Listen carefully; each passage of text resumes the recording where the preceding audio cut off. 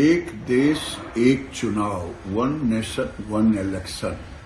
नरेंद्र मोदी जी शुरू से ही इसके पक्ष थे। देश के सभी पूर्व चीफ जस्टिसों से चर्चा की गई, देश के मूर्धन्य नेताओं से, राजनीतिक दलों से चर्चा की गई, देश के हर चैम्बर ऑफ कॉमर्स से चर्चा की गई और आज अंततः कैबिनेट से मंजूरी हो गई।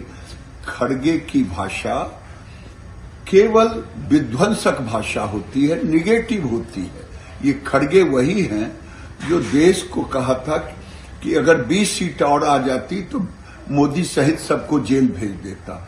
ये देश के विकास के लिए जरूरी है वन नेशन वन इलेक्शन। देश के लॉ एंड ऑर्डर के लिए जरूरी है क्योंकि 2-3 महीने सारे फोर्स वहां लग जाते हैं। ये देश के प्रगति के लिए जरूरी है।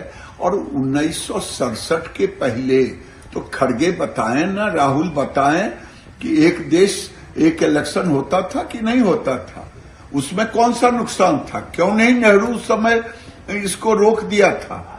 तो जब एक नेशन एक election, one nation one election, ये पॉलिसी दी बेस्ट पॉलिसी है। इसे पॉलिटिकल वेंडेटा के तहत कांग्रेस विरोध कर रही है या अपोजिशन जो भी विरोध करेंगे।